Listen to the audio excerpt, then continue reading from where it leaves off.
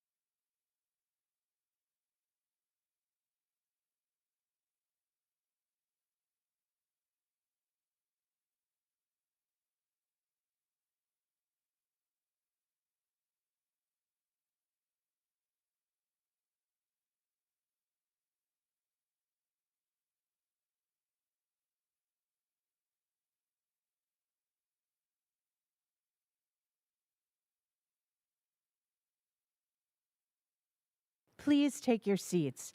The session is about to begin. As a courtesy to our presenters, please silence all mobile devices. Thank you.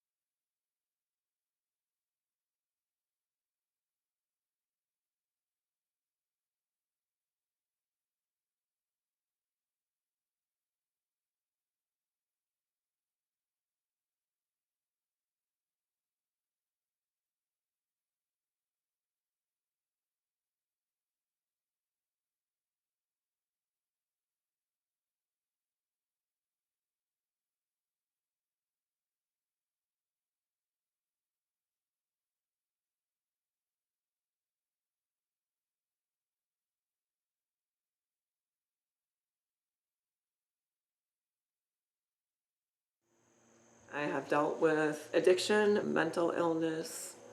I isolated myself. It's embarrassing. You have people thinking you're being selfish, you're weak. I didn't want to go to doctor's appointments because they would know kind of what I was going through, and I didn't want to expose myself that way. I was diagnosed with breast cancer at 38 years. Family secrets can be a problem. I found out after I was diagnosed that my grandmother and my great-grandmother were both breast cancer survivors. Never told anyone.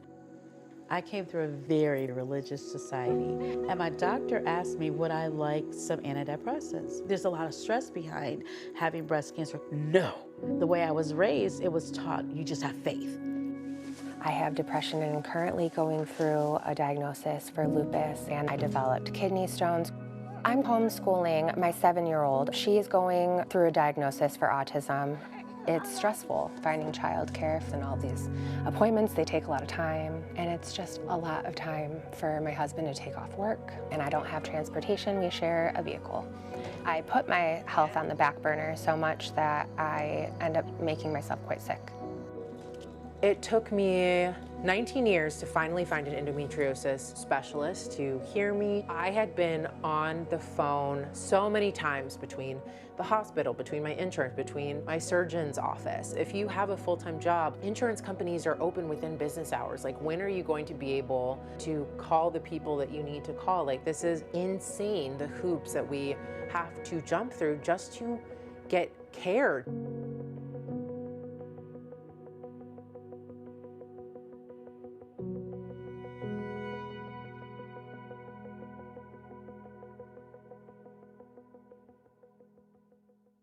Please welcome to the stage Ellie Bertani.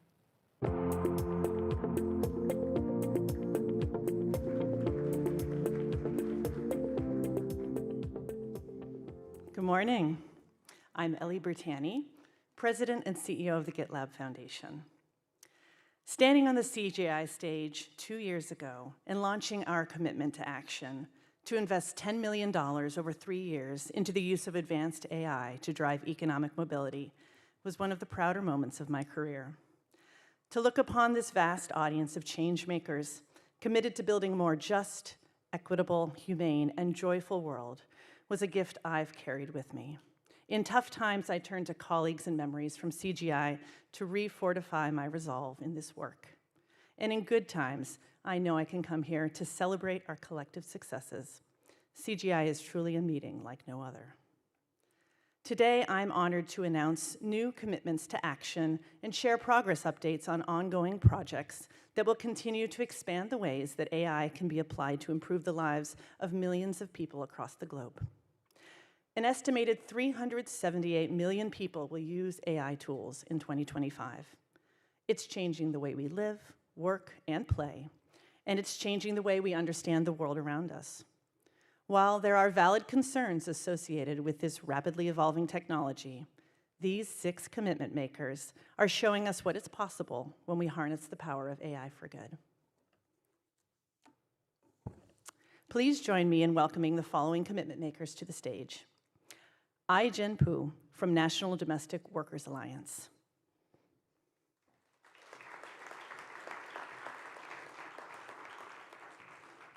Baimi Disu from World Quant University.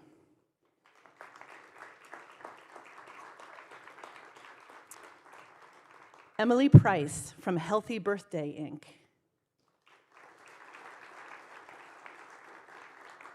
Shannon Fernando from Alabaster International.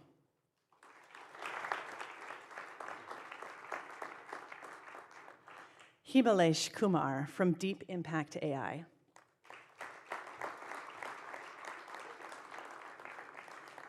Bobal Gupta from Pacific Community Ventures. And Deborah Singer, Chief Marketing Officer, Moms First.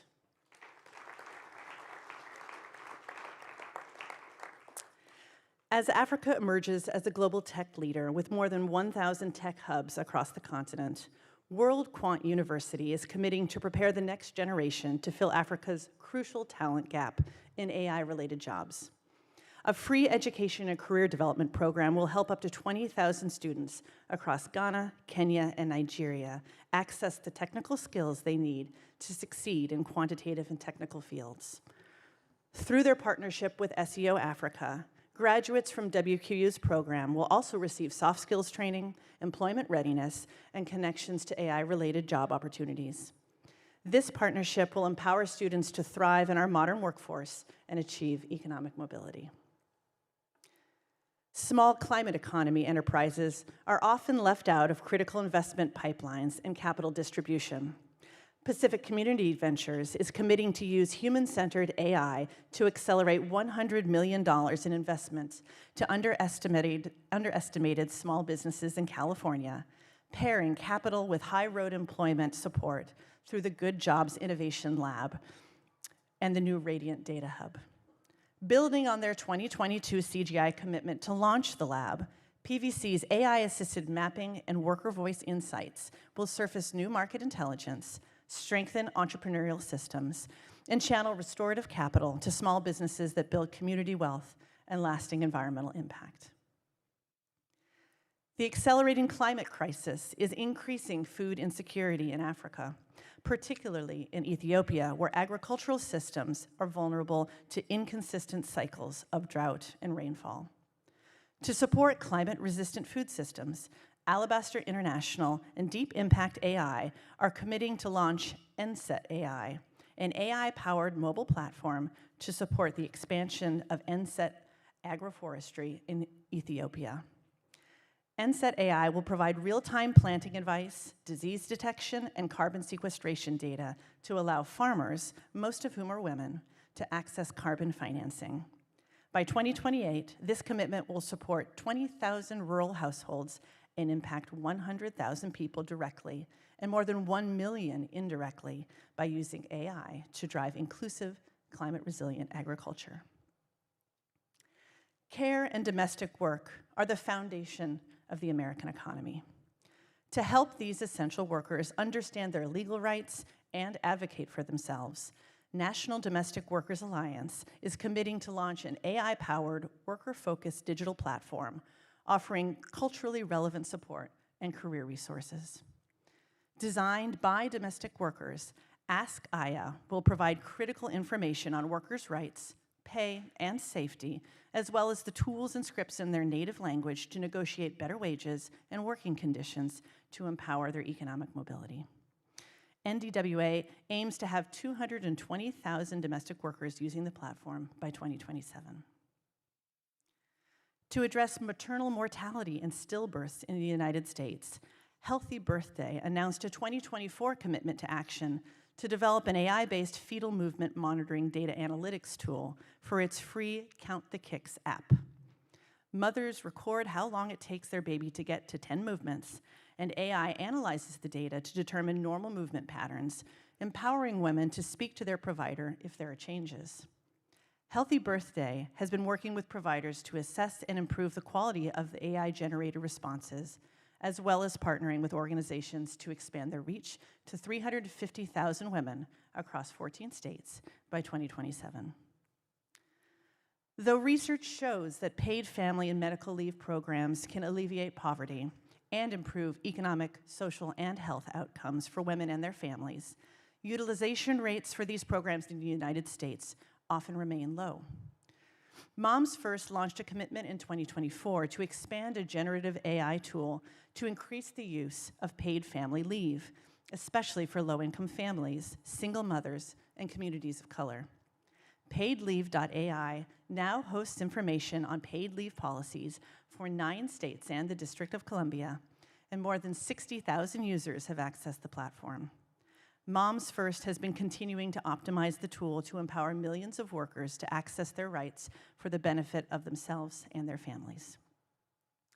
To all of our commitment makers, remember that making announcements and giving away money is not in itself impact. Impact comes far down the road, after years of hard work and some failures, after those dollars are used to experiment, to learn, and truly change the trajectory of people's lives. I would encourage all of us to stay focused on our ultimate outcomes. Over a third of our AI projects have not succeeded. However, that fuels our ongoing learning. But even so, every dollar of our $10 million commitment at CGI has generated $266 in extra income for people who need it most, a total impact of over $2.6 billion. The world is unpredictable, but what matters most is staying committed to our own outcomes over time. Thank you, and please congratulate these commitment makers.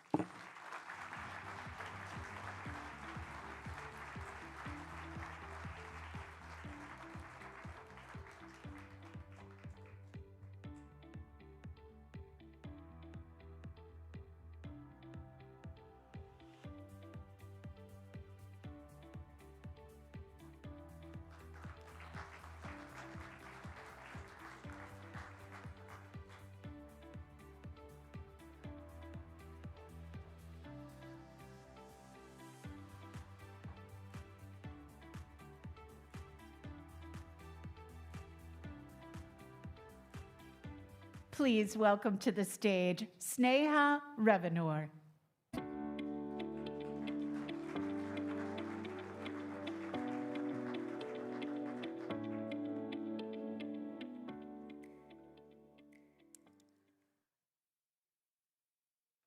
I watched as a vote count trickled in. Failed to pass, I soon murmured to myself. At that point, I was long past delirious, so I was sure I must have misread. To triple check, I darted my eyes across the screen until it dawned on me. We did it. Months before that momentous 2020 ballot election, I began rallying my friends against a ballot measure in my home state of California that we feared would assign pretrial judgments to biased algorithms. Hundreds of my peers joined me from around the US and the world. To be honest, I didn't fully know what I was doing, but I had an idea that I was dogged about, and I sensed that I was onto something much bigger.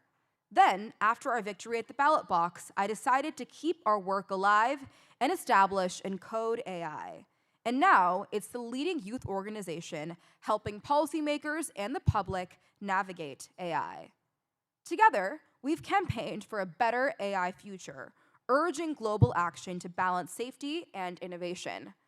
When we first got started, AI still seemed abstract, and we were mostly met with public and political apathy. Well, that was 2020, so you can probably guess how the rest of the story goes. In 2023, after ChatGPT came out, public interest in AI suddenly exploded. That moment stirred people near and far, and as expert after expert chimed in to sound the alarm, and friend after friend approached me curiously in the dining hall, that moment also stirred me. It opened my eyes to what AI could really mean for the world. In 2023, as I was already running an AI organization, I went from believing that AI was the most important technology of our time to recognizing that it could be the most important technology of all time. And for better or for worse, AI will leave no part of society off the table in its impact. For some people, that sounds terrifying. For other people, it's the best damn thing they've ever heard. A lot of people have tried to shoehorn me, but actually, I think I fall into both camps.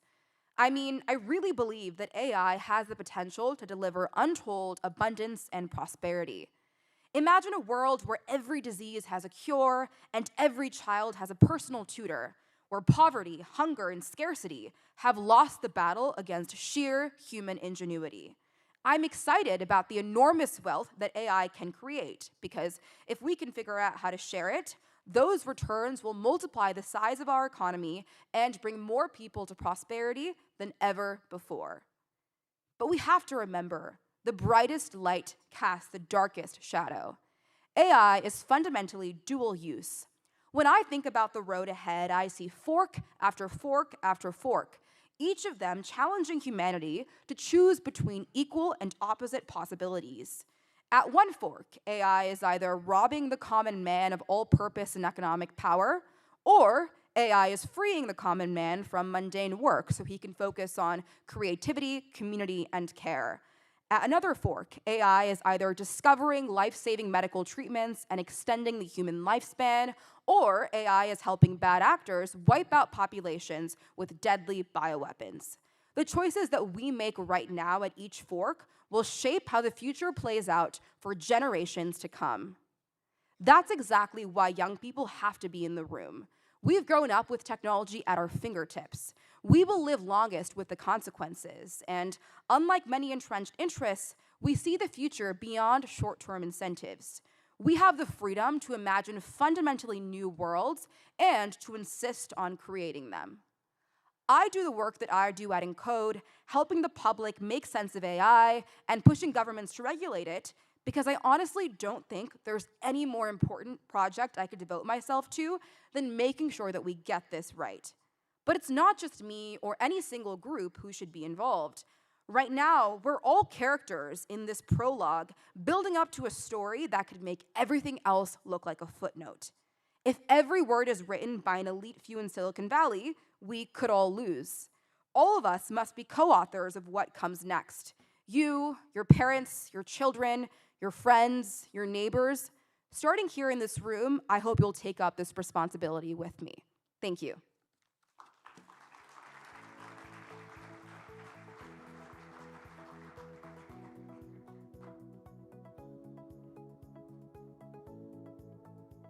Please welcome to the stage Athena Jones.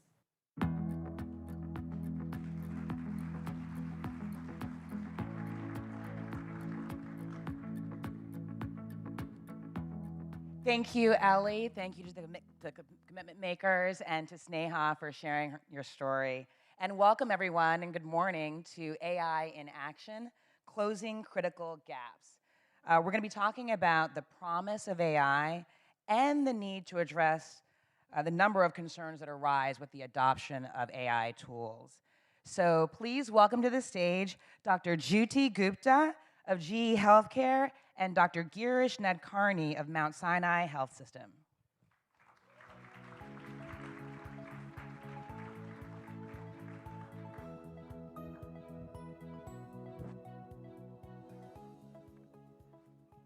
Welcome to the stage. And we want to talk about AI. Over the past couple of years, the general public's familiarity with AI and the applications of language models has grown tremendously. You both have been at this for a considerable amount of time. Dr. Gupta, in a previous role, you led the transformation of a legacy eye health company into a digital-focused AI solutions company. For the last 3 years, you've led women's health and X-ray at GE Healthcare. Dr. Nadkarni, you led AI-driven discovery, implementation, and governance across Mount Sinai Health System. That's what you lead. This is a question for both of you. What do you think are the biggest opportunities for AI to drive transformative change in healthcare? And what role is AI already playing in advancing health? I'll start, yeah. So, from my point of view, I think AI in healthcare has tremendous opportunities, 3 specific areas. The first really is getting to faster diagnosis, more accurate diagnosis, and really giving strong clinical decision support. The second would be operational efficiency. And then the third is really opening up access. And so perhaps I could illustrate by, a few examples. You mentioned I run the X-ray business, and so if you walk into an emergency room and everybody there is critical, imagine a patient who has a collapsed lung and you don't really know, and it's between life and death. Usually you're going to get a chest X-ray taken at the bedside, but that X-ray ends up in a list at the radiologist computer, along with so many other patients, and so which one do you see? And so with X-ray, with AI, you can actually see if the lung is collapsed, and you can triage the patient using the technology and move it to the top of the list. And so you can get the sickest patients seen faster. And there was a study done with our technology critical care suite at University Hospitals in Cleveland during on-call hours, and they found without the use of AI, a stat report was 3 hours and 22 minutes, so over 200 minutes. When you bought an AI, you reduce that to 44 minutes, right? So that is sort of the difference between life and death. Maybe a couple others. I also work in women's health.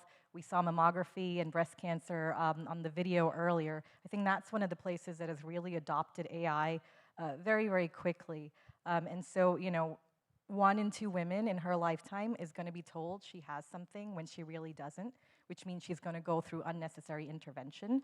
And then 20% of breast cancers are actually missed.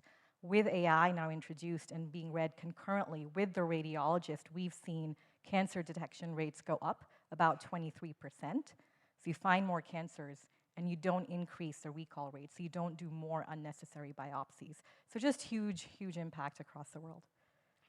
So first of all, thank you, and it's an honor being here.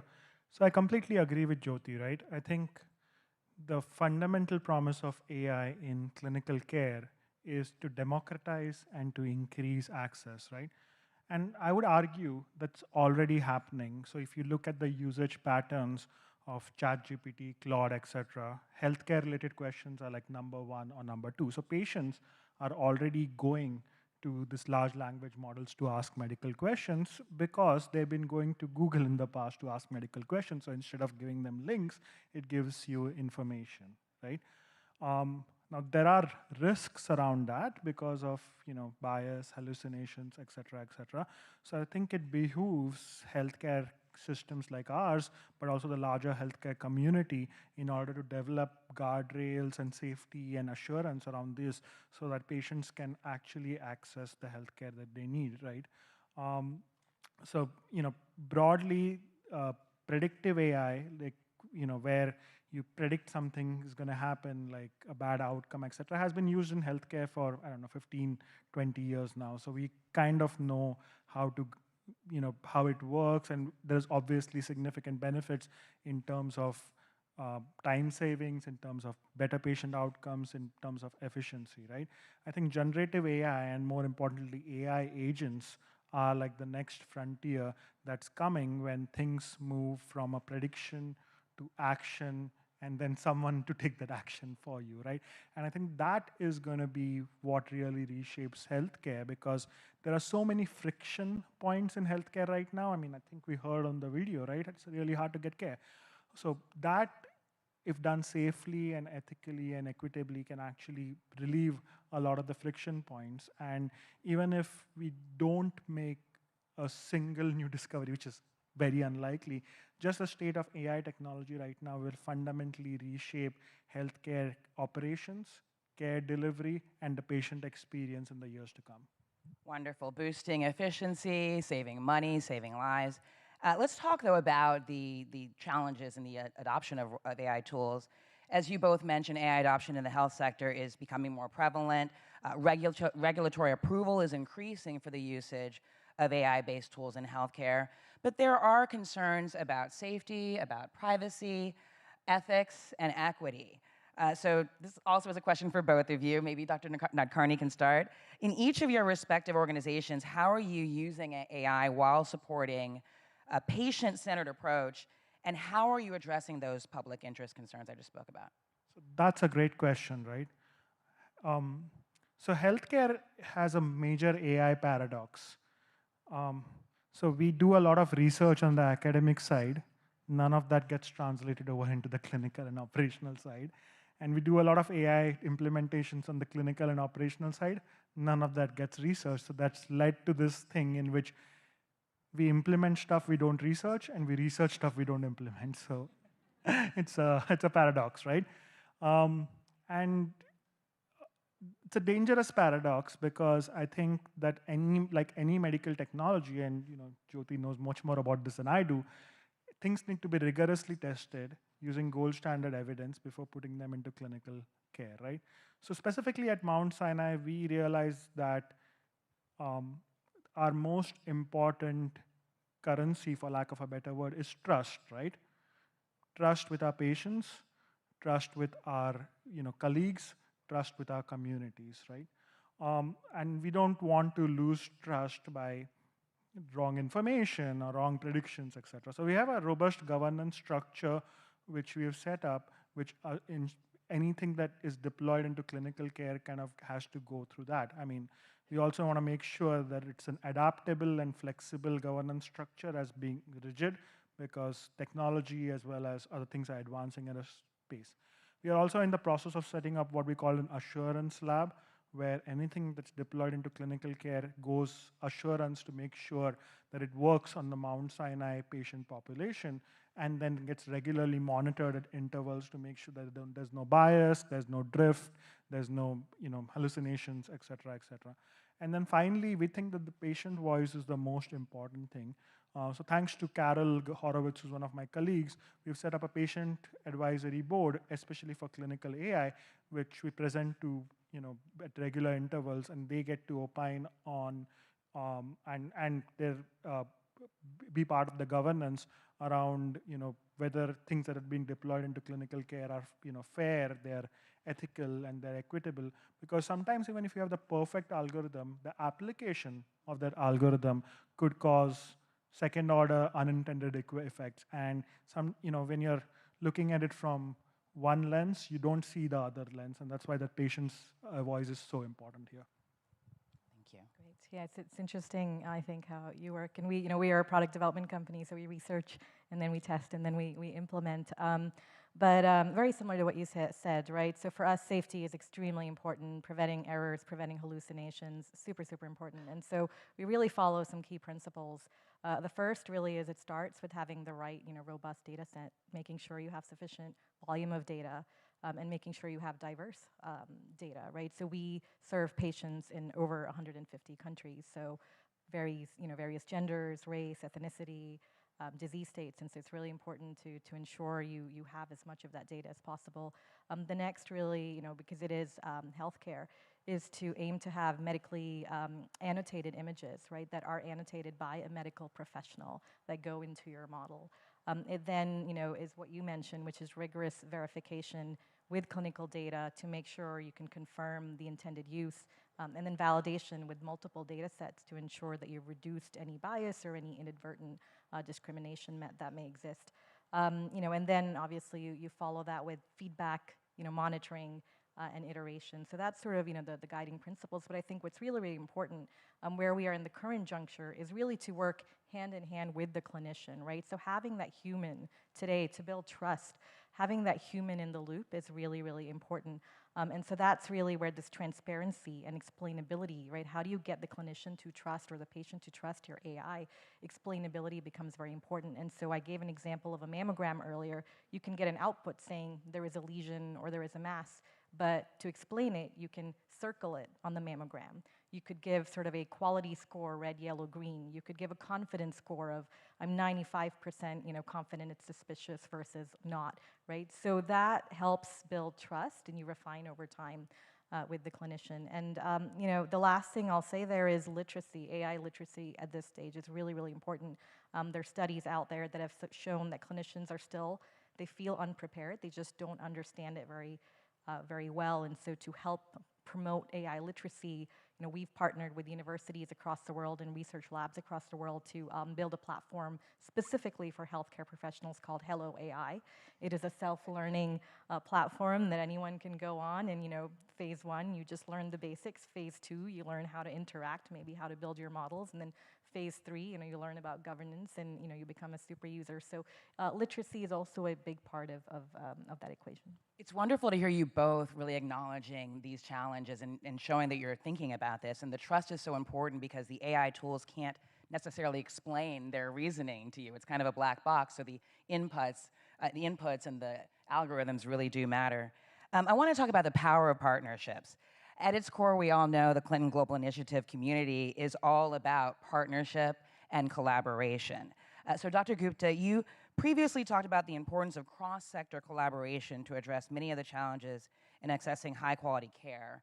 How are you leveraging the power of partnerships, including innovative or non-traditional partnerships, and what impact are you having?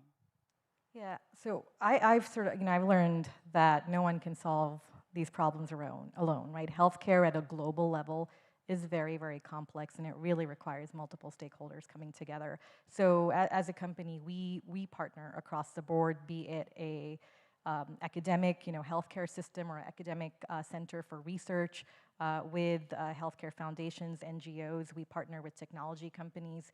We'll even partner with startup companies, invest in them, and then potentially, with the intention to potentially acquire them. So maybe a few examples of impact.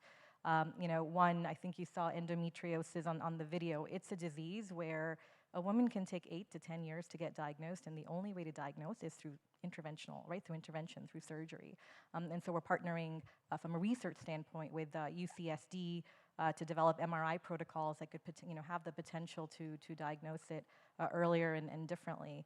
We've a company that we invested in, Caption Health, that we ultimately acquired, was for real-time image guidance on ultrasound for an echogram. So you take a handheld ultrasound probe, you place it on the chest, it's going to tell you how to place it, where to place it. It's going to tell you the image you took is good, so green check mark. It'll even do measurements for you, right? So that was one where we initially invested, partnered, and then acquired, and that one has huge impact.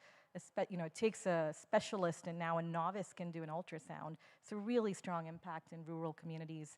And then more recently this year, we partnered with NVIDIA specifically to bring this vision of autonomous imaging to life. So X-ray is a modality, ultrasound as well. Billions of X-rays done a year. And there's just this real shortage of healthcare workers across the world. And also not everybody has access. So imagine an X-ray system, where you could just walk up for a chest X-ray, let's say to, find TB. And it does everything for you. It positions you, it knows your depth, your body weight, it knows your height, it adjusts everything, it tells you what to do, it gives you an image quality check, and then it can even potentially give you your result right there, right? So that is what we're trying to do with a company like NVIDIA. They are really pushing the boundaries on physical AI, and NVIDIA has these 3 computers, one computer to build the AI, the other to deploy the AI, and then the third is sort of this digital twin in which you can learn, the AI can learn, it can train, it can practice, it can become strong and grow before you go out into the real world. And so, those are all exciting things. Some are already having impact, some we're excited about what the potential could be. And it's nice to hear about how AI is going to help speed things up, because in a case of endometriosis, for instance, you're living longer in pain, and if you can shorten that diagnosis period. Dr. Nadkarni, Mount Sinai has integrated AI technology across disciplines, electronic health records, and more. How are you leveraging the power of collaboration across the Mount Sinai health system as well as with industry players? So I'd like to answer that question in a more holistic sense, right? We need to think about internal partnerships within the institution. So partnering with our clinicians to make sure that things that we build or we buy or we develop together actually address their needs, because that goes to the adoption problem, right? One of the biggest issues that clinicians have when adopting is like, I didn't really ask for this. Why are you doing this to me? Partnering with our patients to make sure that their voices are heard, right? Partnering with our other frontline workers, not just clinicians or nurses, but like people who work at the medical front desk, people in janitorial services, to see what would make their life easier, right? So once you have the priorities that are sort of coming ground up from the health system, then you can partner with the right company or the right partnership or the right foundation that makes sense, right? So I'll give you an example, right? Mount Sinai is a health system. We're not like a university which has a computer science department. We have the first department of AI and human health in the country, but in a medical school. But we need like the computer science expertise to sort of address that need. We partner with Rensselaer Polytechnic Institute upstate, who has significant expertise in AI and computing, but also with the Hasso-Plattner Institute in Germany, which has significant experience. Now, in terms of partnering with companies, I think there needs to be a clear sort of shared vision and a shared focus. So we partnered with several companies, Mount Sinai Innovation Partners, and our Chief Clinical Innovation Officer, Nick Gavin, has partnered with several companies, starting from startups, where we partner with a company called as ClearStep for AI-based triage, all the way to a company like Regeneron Pharmaceuticals, which is helping us sequence the genomes of all Mount Sinai patients. So it's partnerships at all scale, but I think the key things is a shared vision, trust among partners, and mutual respect. Wonderful. And it does make sense to be involving the people you're trying to help rather than giving them tools they're not asking for. We only have a few more seconds, but if either you want to jump in and talk about what you're most excited about in terms of what's next for AI, maybe both of you can give a quick answer to that. I think that for me, what's really exciting is really getting to the heart of true precision care and personalized medicine, right? Right now, everything, healthcare is delivered in silos. Every part of the body is looked as a part of the body. But with AI, if you can think of, your family history, your genetic reports, your lab reports, your blood work, your imaging, maybe your surgical notes, right? Take all of that together, and AI can analyze that longitudinally, right? That then really has the potential to enable precision care, which is getting the right patient, right care to the right patient at the right time, and freeing up the clinician to focus on patient care versus all the administrative work that they're doing. And Dr. So two things. One is the democratization of knowledge and access. And second thing is I think of AI as an arbitrage of knowledge for time. So it gives you more time to make a personalized decision on your patient, but it also gives like the providers and the other colleagues more time back in their day by sort of automating or freeing up the drudgery, note writing, et cetera, et cetera. Wonderful. Thank you, Dr. Gupta and Dr. Nadkarni. You can exit the stage and we'll welcome the next panel.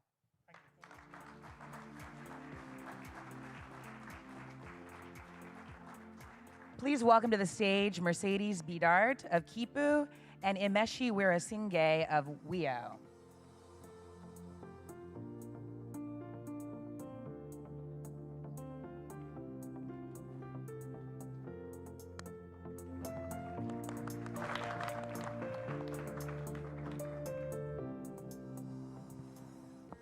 Welcome to the discussion on AI in action. Mercedes, you're working to close the $1.4 trillion funding gap for micro businesses by leading Kipu Bank, the first digital bank that uses AI algorithms to assess the creditworthiness of informal micro enterprises through alternative data points. And Imeshi Wirasinge, you're working to democratize access to environmental information using data from space and AI to build a more sustainable future. So this question is for both of you. When starting each of your companies, why was AI central to your business model and theory of change? And can you give a snapshot of how you're using AI to address the challenges that you're trying to address? So Mercedes? Yes, of course. Well, thank you. I'm very happy of being here and being in this women panel. And yeah, so I think to start, I will need to explain a little bit more about the problems so you get a sense of why AI is important in what we are doing. When we talk about micro businesses, I'm based in Colombia, in Latin America, and when we talk about micro businesses, they are 1/3 of our GDP, and they are 99% of businesses. So they keep our economies moving. However, they can't access credit. Like even half of our population is excluded from formal credit. And this happens because every time they go to a bank, they don't have the type of paperwork the bank is used to read or how they define your risk. So there's where we saw the opportunity of using AI to bridge that gap.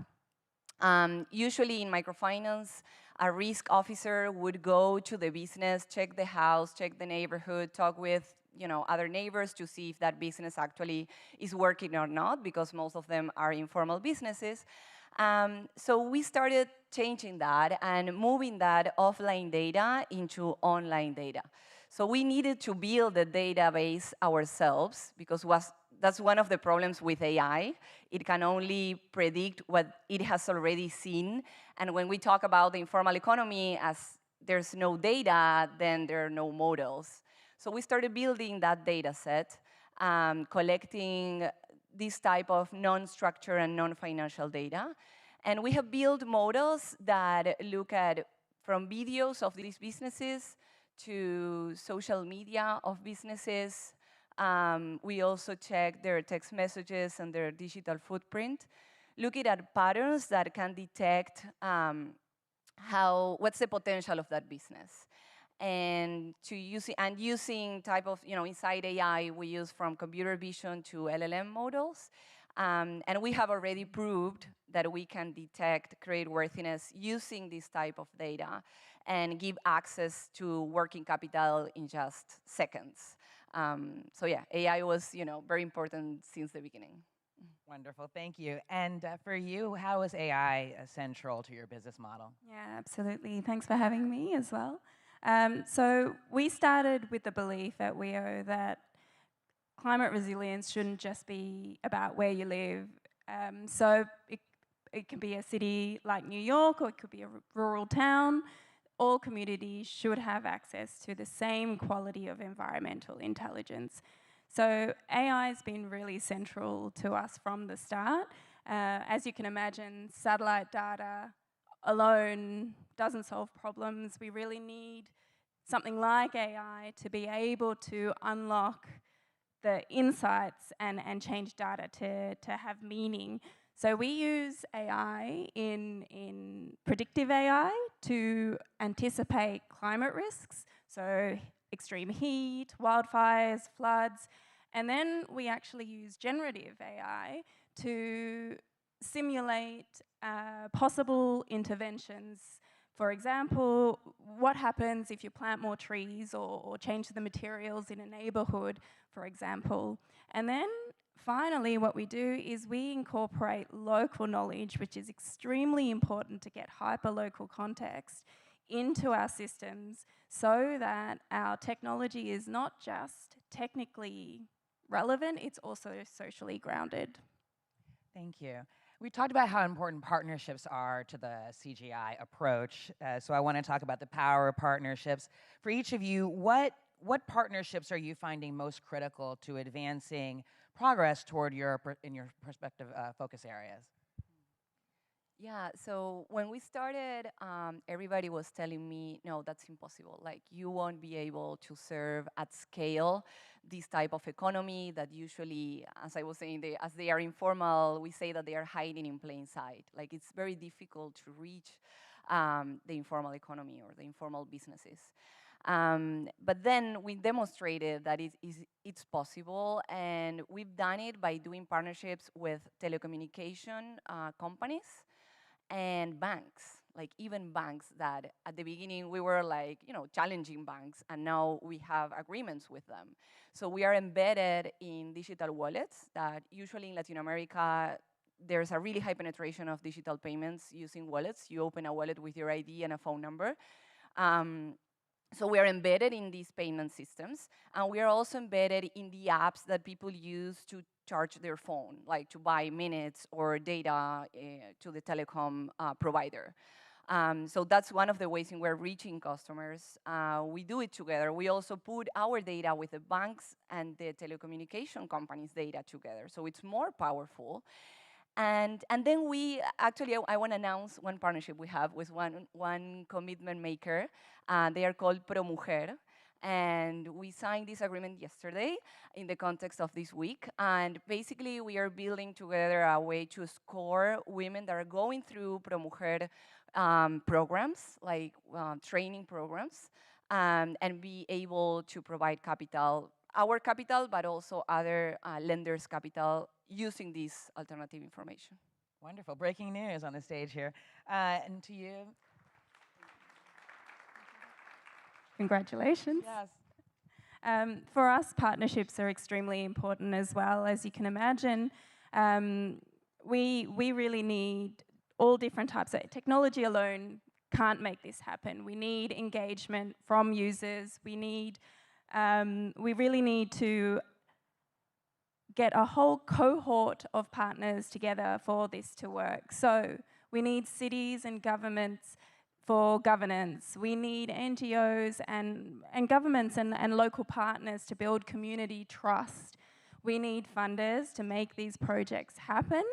So we are actually a commitment maker this year, and one of the biggest elements of this is we need a platform like CGI actually to bring all these partners together and to put focus on this, to be able to build this.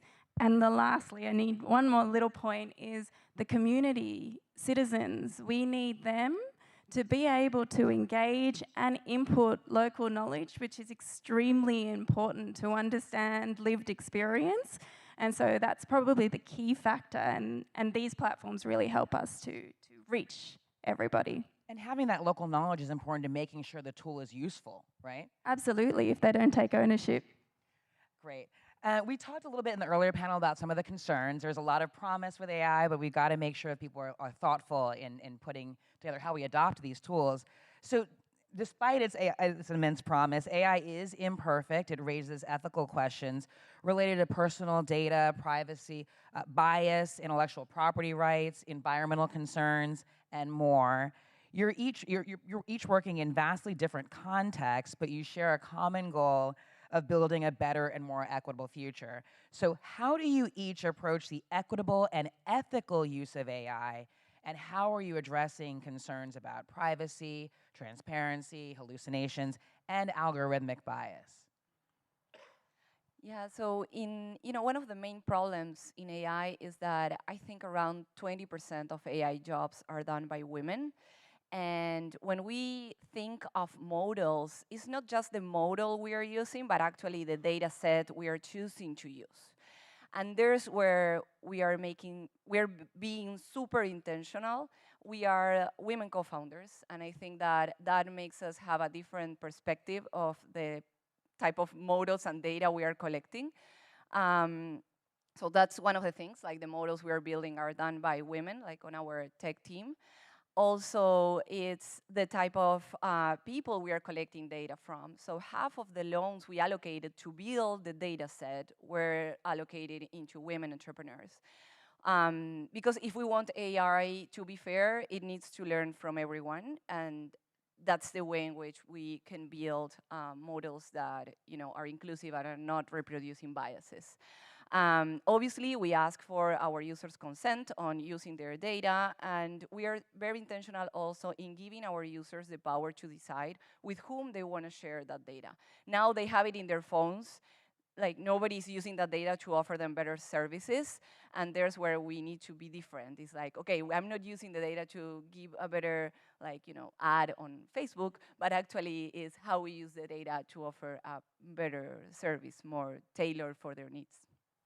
Thank you. Yeah, absolutely. It's exactly, we need data sets trained on so much more data than what they are currently trained on.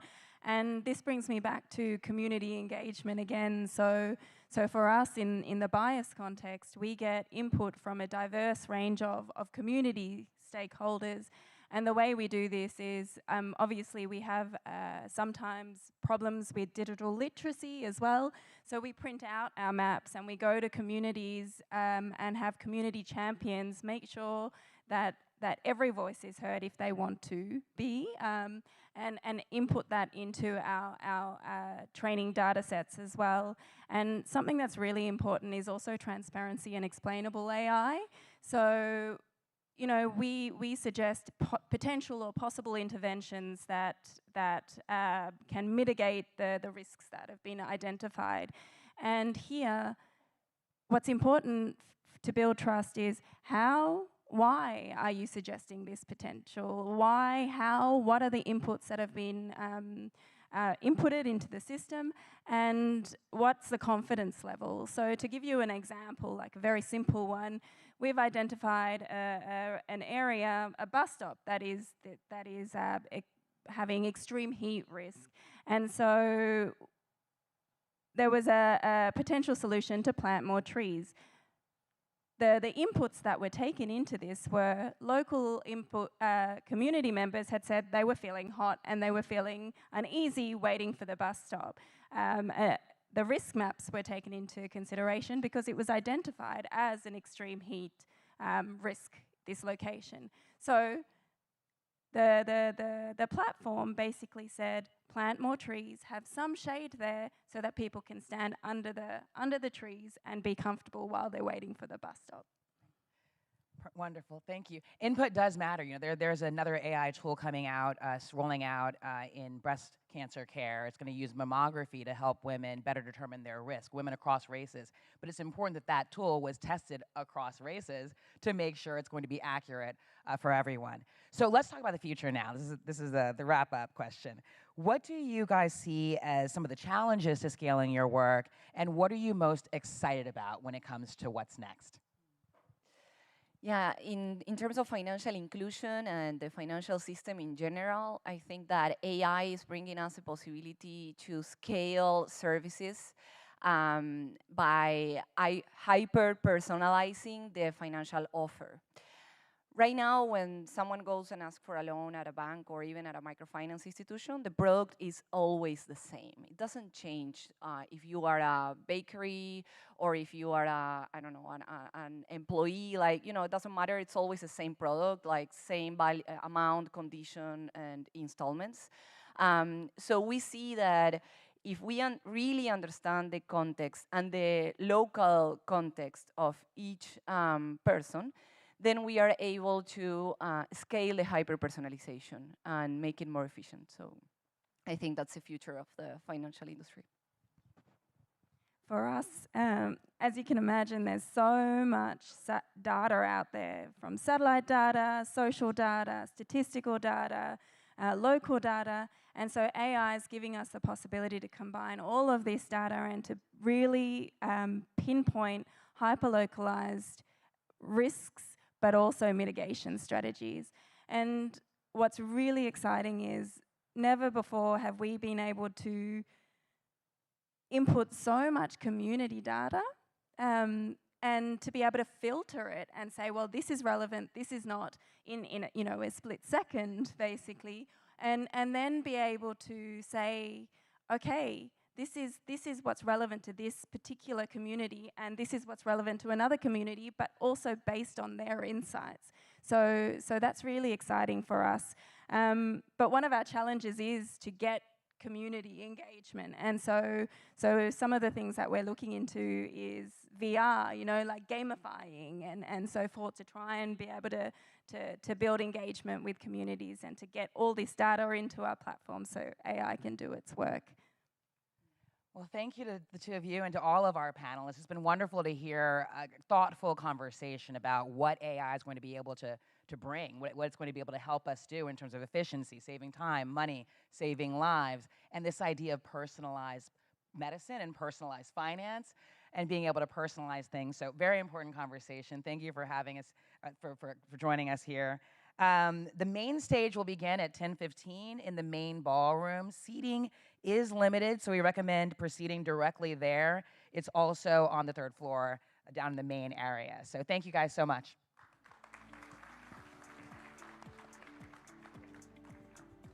This session has now concluded. Please make your way to the main stage opening session beginning at 10 a.m.